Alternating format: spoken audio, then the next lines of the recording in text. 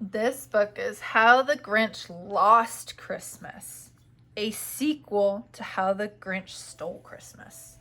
So that means this book, the one we just read, comes first, and this book comes next.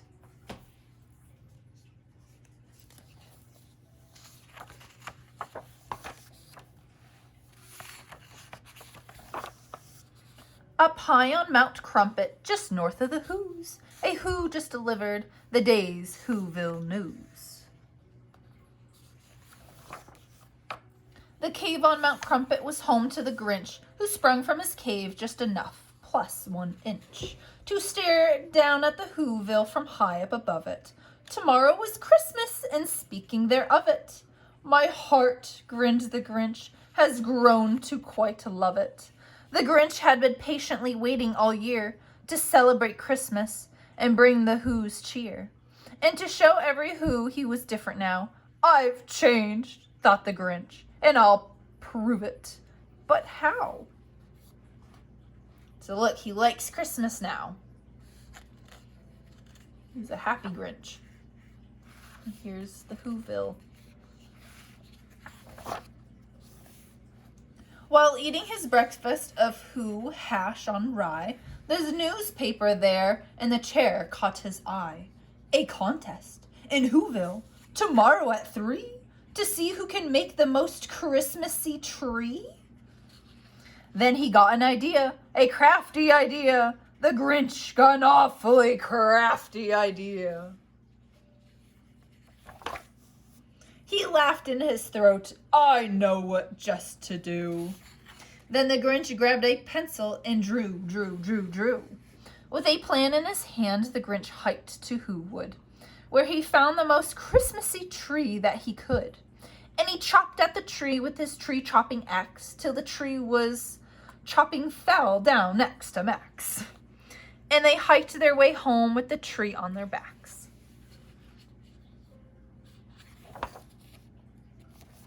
Our cellar has all the things we will use to start decorating our tree for the Who's.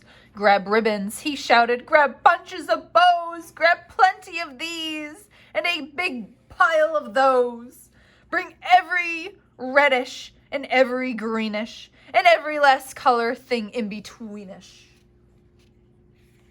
Look, they have lots of Christmas decorations. I'll win, win, win, win, and he was Grinchiously humming. Then all of a sudden, he heard someone coming. Now who could that be? The Grinch said with a sneer. He turned around fast, and then who should appear? Right there in the hallway stood Cindy Lou Who, the sweetest of all the Who's that he knew. Hello! Hello, she exclaimed. I have something to ask. I do hope it isn't a bothersome task. I've come here to ask a small favor, you see, and if you have time and could make one for me. The Grinch interrupted her tiny request. My dear, he replied, it would really be best to ask me tomorrow on Christmas, you see. Right now I must finish my prize-winning tree. Perhaps I can help you, sweet Cindy Lou said, but the Grinch simply patted the Who on her head. Then he shooed her outside, and he replied, don't be silly. Do run along home now before it gets chilly. Through the whole day and late into the night, he worked on the tree, till the tree was just right. I've done it, he shouted. It's perfectly grand. I hope that it shows every Who in the land. What wonderful Christmas spirit I've found. I know in my heart that I'm sure to be crowned. So look, he built up his Christmas tree. At 15:15 dawn, with the sun rising fast, the Who's were awake. It was Christmas at last. The bells around Whoville were ringing and dinging. The Who's down in Whoville were merrily singing. The Grinch ran outside and cried, Christmas is here! At the sound of the ringing and singing, a long cheer.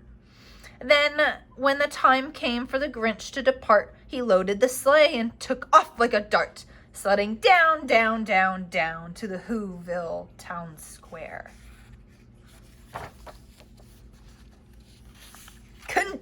Since the Grinch heard the mayor declare, "It's time for judges to judge all your trees. The rest of you who's have a seat if you please."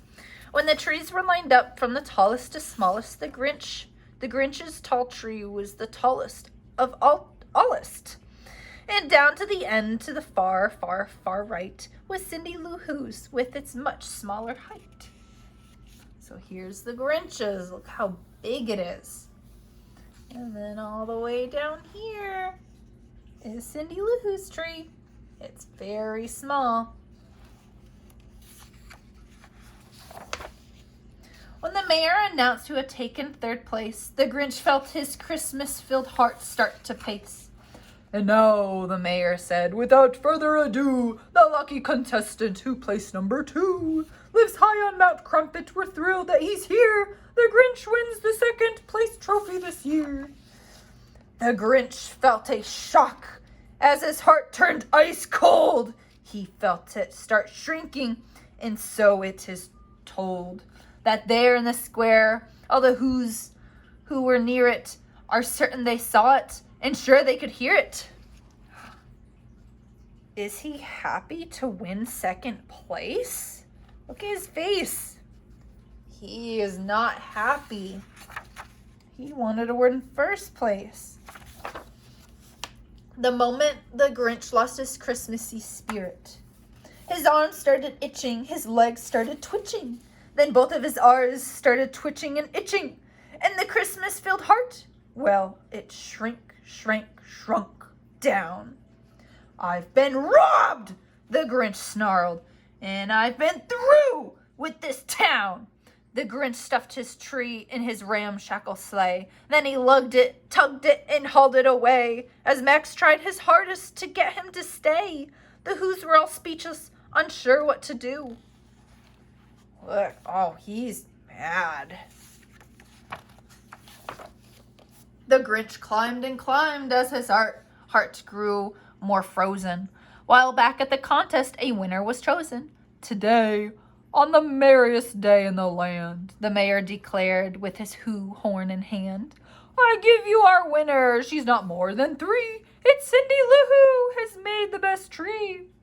The Who girl had asked every Who there that day to make her ornament she could display. To celebrate Whoville and everyone in it, she entered the contest, not thinking she'd win it. So who won? Cindy Lou Who. And her ornaments, she made special ornaments for every person in Whoville. Her tree was very thoughtful.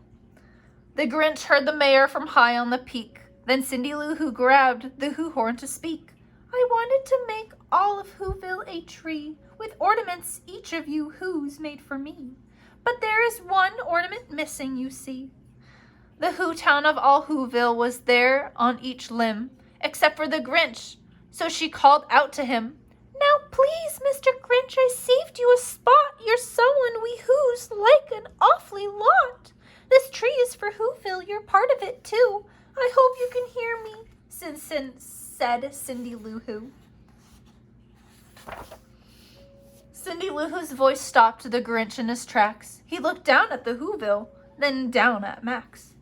"I thought," the Grinch puzzled, "a prize-winning tree would prove to the Who's what today means to me, and show them for certain I truly belong. Perhaps I was wrong, and belonged all along.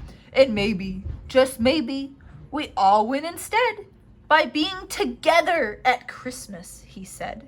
"And there on Mount Crumpet, if you had been near it, you would have been able to see and hear it." The moment the Grinch grew a few sizes more, to more than his heart had ever grown before. So look, his heart is getting bigger. And what happened then? Well, in Whoville they say that the Grinch and his dog whizzed back down that sleigh, and the Grinch placed his ornament on the small tree. Then he lifted it so high so the whole town could see.